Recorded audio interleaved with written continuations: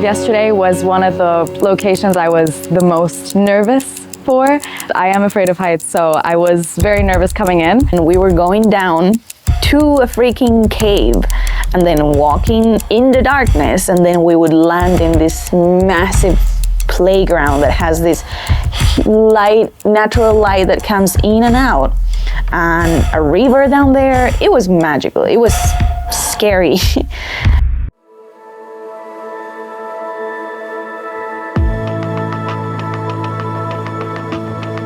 I'm Michael Kerkering. I'm Carmela. Sarah Marie Karstens. Oscar Winter. Deontrez Mount, go by D-Mount. We are here working on a feature film, which is really crazy to say.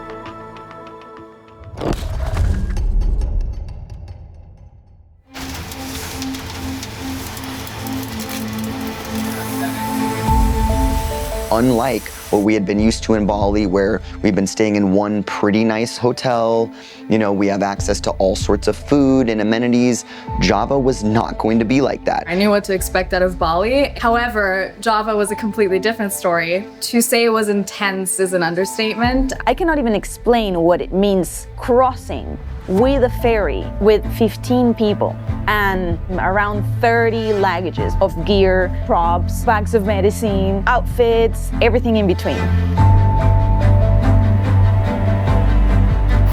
It was really stressful.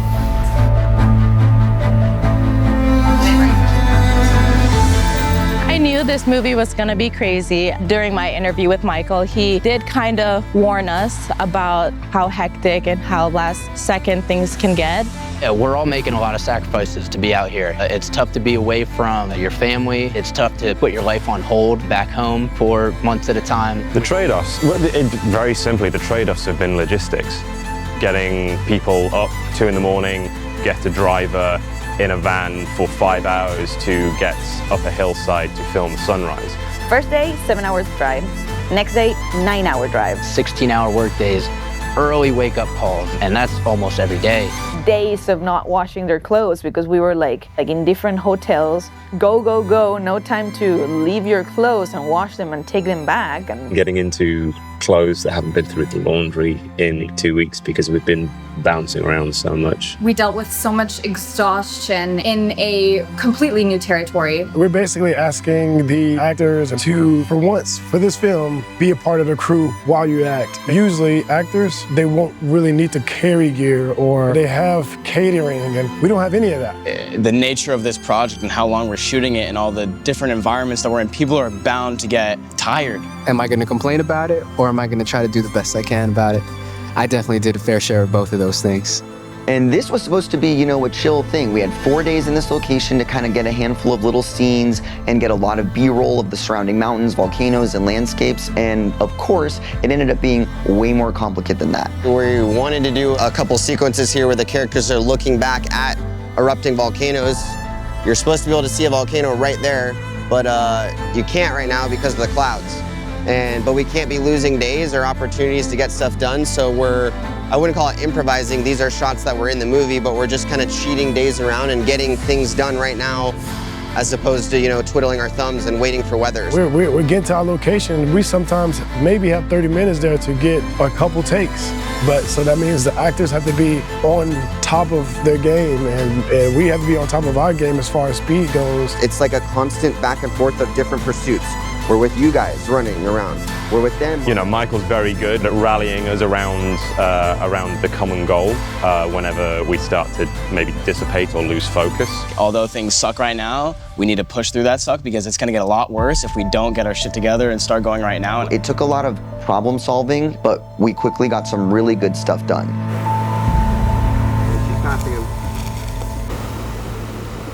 So that was a really challenging 3-day stretch, but it was also a perfect example of like what this crew was about, adapting to the environment and making it happen.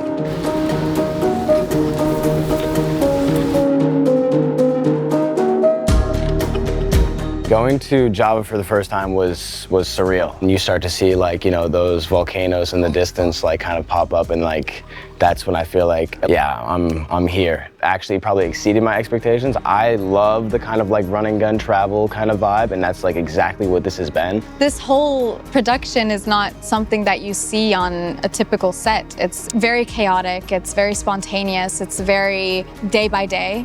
Literally just feels like a group of like friends waking up in the morning and going and shooting like the craziest things that we could shoot.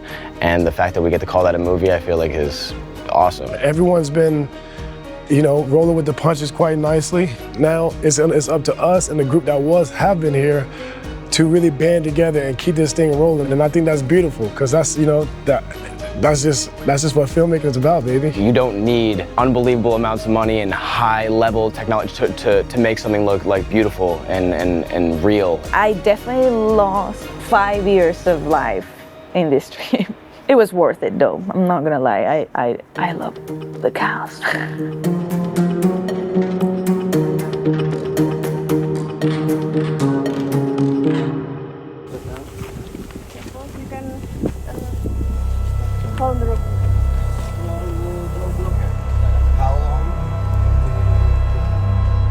It was in the middle of nowhere, the furthest of the map. It was this cave that Michael dreamed to shoot there forever, and it's one of the most important parts of the movie. Where's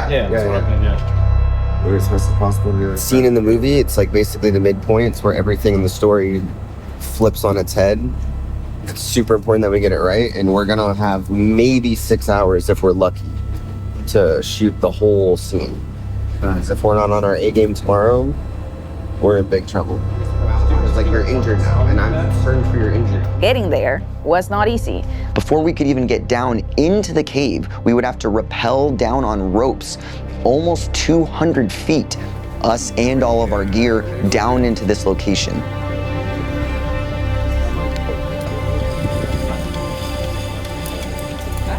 A running 4D, a red, lighting, outfits, actors, through a rope. Oh, wait.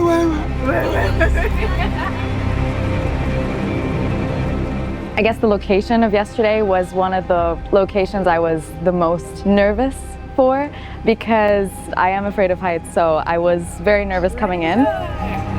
Now we're safe.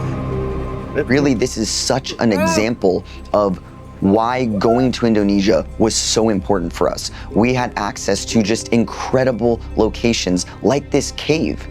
But it honestly was way more fun than nerve-wracking. Surreal experience and such a cool thing. We got the hardest part down, or at least I think it's definitely not the hardest part. We were going down to a freaking cave and then walking in the darkness, and then we would land in this massive playground that has this light, natural light that comes in and out, and a river down there. It was magical. It was scary.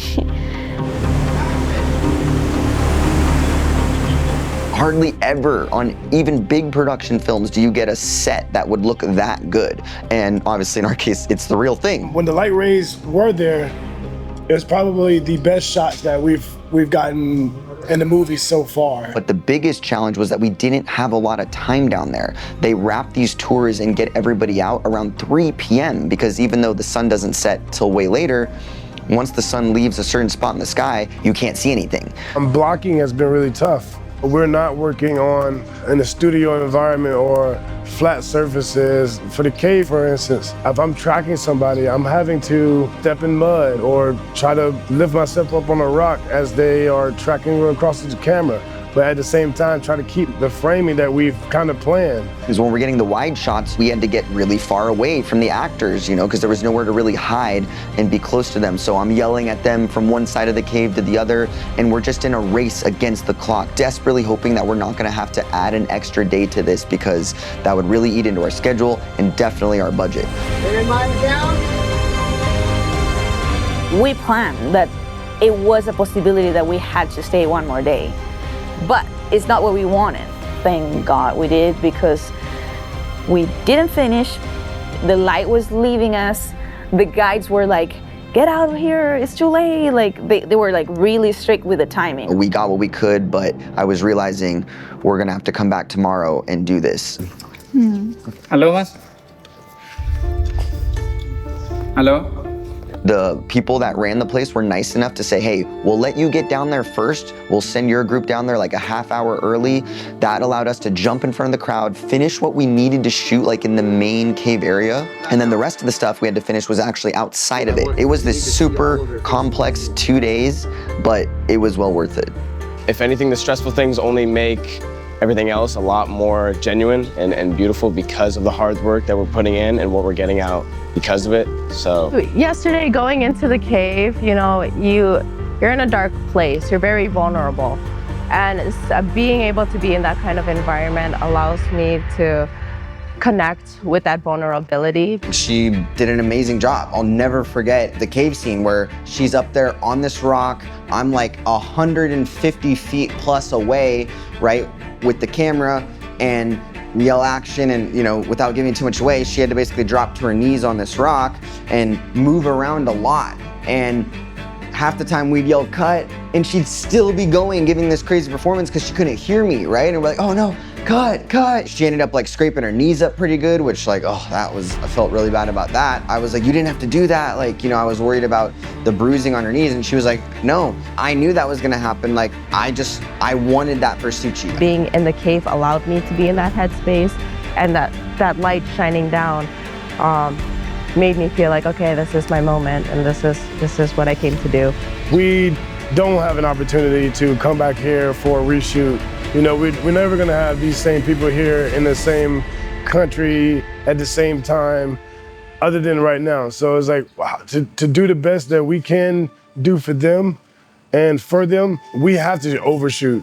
It was epic, and it was insane to be a part of, but it was very, very difficult. And I would argue the second day was just as hard as the first day in its own way, but everyone stuck through, they got it done, and I couldn't be more proud of them.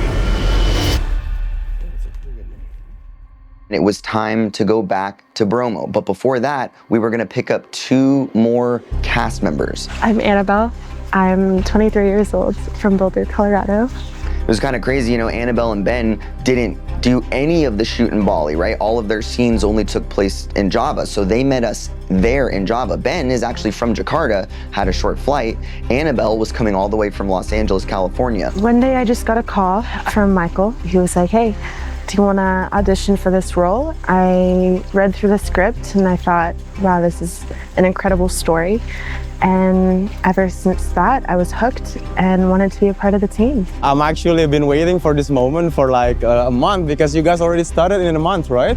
Yeah. And yeah, now I'm gonna join for 3 weeks maybe, yeah, 3 weeks. And when I found out they were filming in Indonesia, I was like, say less. So here I am.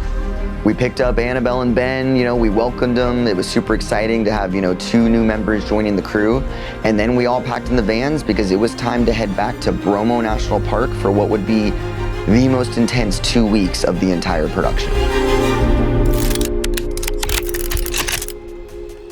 I had to learn how to drive stick shift on the right-hand side within less than an hour. Within this car that I had never driven in a car similar like this before. It was this off-roader Jeep. Within a terrain I've never driven, it was sand. While we have Brian. Got this, Brian? Holding a camera with one hand and latched onto the side of the car with the other, with Dee sitting on top of the car in this crazy bumpy sandy terrain.